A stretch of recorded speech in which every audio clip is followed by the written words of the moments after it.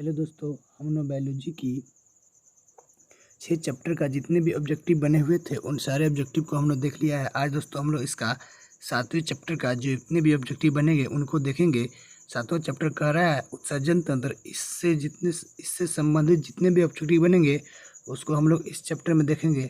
चलिए दोस्तों, तो देखते हैं। पहले नंबर सवाल से शुरू करते हैं दोस्तों। तो पहला नंबर सवाल आपको कह रहा है, एक नंबर सवाल दोस्तों कह रहा है कि खाली स्थान मानव में अमोनिया यानी कि जो जहरीला है को यूरिया में बदल देता है दोस्तों। तो यह बदलता है दोस्तों आपको लीवर यानी कि यकृत, जो आपको ऑप्शन नंबर बी में दिया गया है।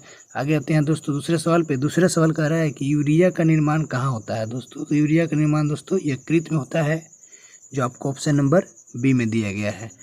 आगे आते हैं दोस्तों अगले सवाल पे। अगला सवाल दोस्तों कह रहा है, तीसरा नंबर सवाल, मांसल खाली स्थान मांसल नलिकाएं होती है जो मूत्र को गुर्दे से मूत्राशय की तरफ आगे ढकेलती है दोस्तों। तो यह ढकेलती है आपको मूत्रवाहिनी, जो ऑप्शन नंबर बी में दिया गया है। आगे आते हैं दोस्तों चौथे नंबर सवाल पे। चौथे नंबर सवाल दोस्तों कह रहा है कि किसका प्राथमिक कार्य मूत्र के उत्पादन से खून से अपशिष्ट पदार्थ का उन्मूलन करना है दोस्तों। तो यह उन्मूलन करने का काम दोस्तों वृक्क करती है, जो ऑप्शन नंबर ए में दिया गया है। आगे आते हैं दोस्तों अगले सवाल पे। अगले सवाल दोस्तों कह रहा है किडनी की संरचनात्मक इकाई क्या है दोस्तों। 50 नंबर सवाल कह रहा है दोस्तों किडनी की संरचनात्मक इकाई है दोस्तों। तो यह है आपका नेफ्रॉन, जो ऑप्शन नंबर डी में दिया गया है।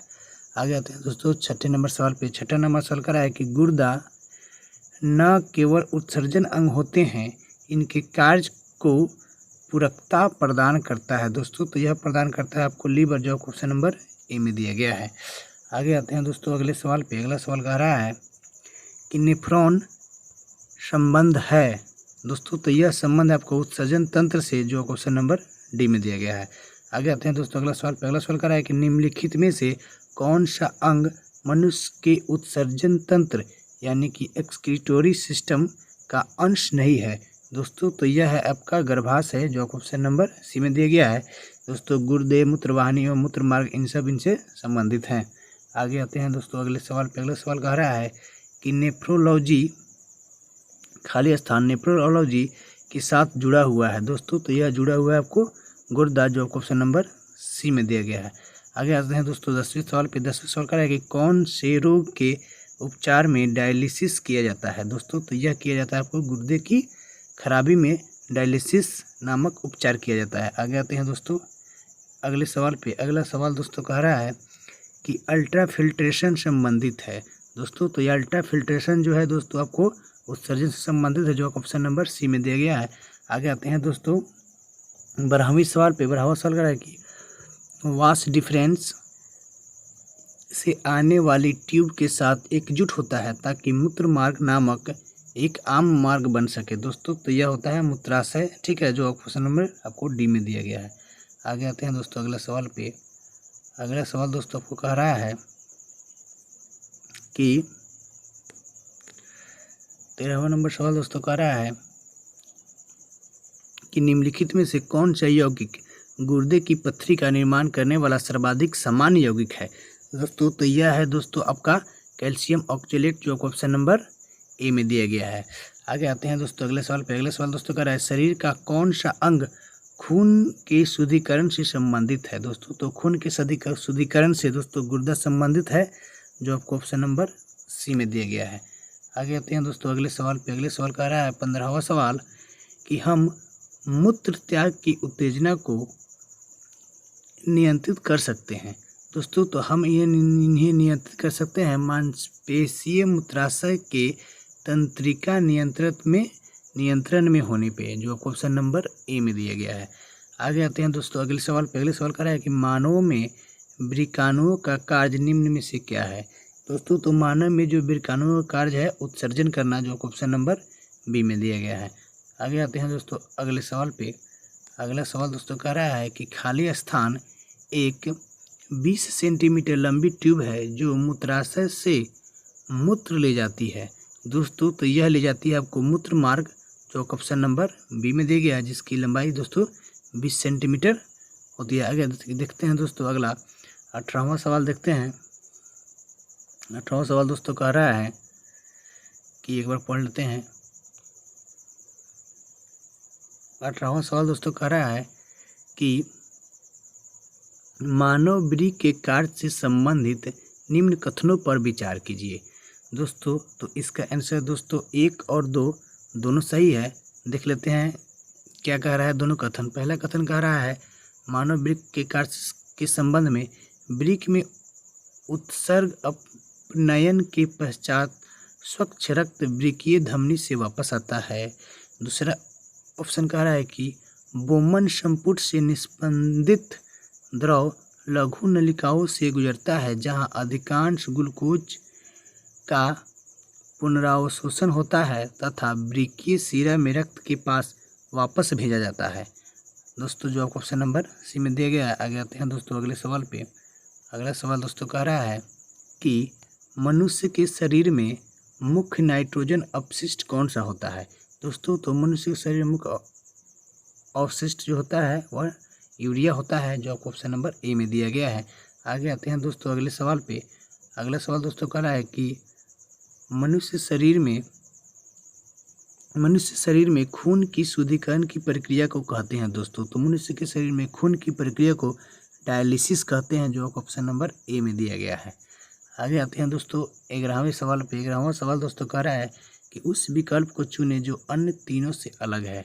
दोस्तों तो अन्य तीनों से अलग दोस्तों आपका निश्चल कणिकाएं हैं, जो आपको ऑप्शन नंबर ए में दिया गया है। आगे आते हैं दोस्तों अगले सवाल पे। बाकी दोस्तों ये जो तीनों दिए गए हैं दोस्तों तीनों एक ही हैं का एक बार देख लेते हैं। समीपस्थ सम्मोलित नलिका, जिसको हम लोग प्रॉक्सिमल कॉन्वोल्यूटेड ट्यूबल बोलते हैं। उसके बाद दूरस्थ सम्मोलित नलिका को बोलते हैं डिस्टल कॉन्वोल्यूटेड ट्यूबल बोलते हैं। उसके बाद बाउमन्स कैप्सूल है, जो आपको ये तीनों जो है ना दोस्तों एक है। आगे आते हैं दोस्तों अगले सवाल पे। अगला सवाल दोस्तों कह रहा है कि इनमें से कौन सा अंग उत्सर्जन तंत्र से संबंधित नहीं है। दोस्तों तो आपको जो कोरोनरी धमनी जो दिया गया आपको उत्सर्जन तंत्र से संबंधित नहीं है, जबकि दोस्तों गुर्दे की धमनी, प्लमोनरी शिरा, आपके बाद हेपेटिक शिरा, ये जो दोस्तों उत्सर्जन तंत्र से संबंधित है। आते हैं दोस्तों अगले सवाल पे। अगले सवाल दोस्तों कह रहा है कि निम्न में से कौन सा सही है। दोस्तों तो इनमें आपका दोस्तों ऑप्शन नंबर सी कह रहा है कि शरीर में सारा रक्त किडनी के माध्यम से शुद्ध होता है। दोस्तों यह आपका क्या है कथन सही है।